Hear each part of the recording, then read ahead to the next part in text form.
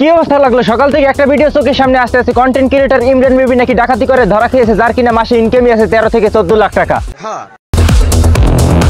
এই ঘটনা কতটুকু সত্য কতটুকু মিথ্যা এটি নিয়ে বিস্তারিত জানাতে আসি আমি আপনাদের সাথে স্যাট সিয়াম।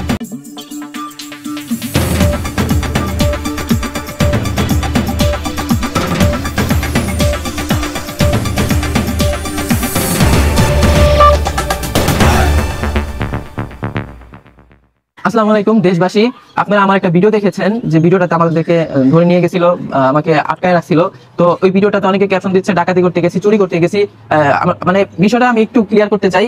এই দেখেন 18 তারিখে যেদিন হচ্ছে আবু সাইদ, রংপুরে আবু সাইদকে গুলি করা হয়েছিল, তখন প্রত্যেক এলাকা এলাকা মিছিল হয়েছিল। আমি কি করছি, আমার কন্টেন্ট ক্রিয়েটর গ্রুপ নিয়ে আমরা প্রায় 50 থেকে 60 জন লোক নিয়ে আমরা একটা মিছিল করেছিলাম। মিছিলে হচ্ছে আমরা স্লোগান দিয়েছিলাম এবং একটা ভিডিও আমার পেজে ছাড়ছিলাম। পেজে ছাড়ার পরে কি হয়েছে, এই আমার এই গুজার থেকে মনসুর মাদবর, তারপরে আর হচ্ছে সাদ্দাম, এরা কি করছে, আমার বাসার সামনে পোলাবেন পাঠাইছে। বাসায় ঢোকার সময় জুনাই চলে আসছিল এবং আমার সাথে যারা ছিল সবাইকে টাইনা টুইনা তাদের অফিসে নিয়ে যায়, অফিসে নিয়ে বিভিন্নভাবে মারধর করে।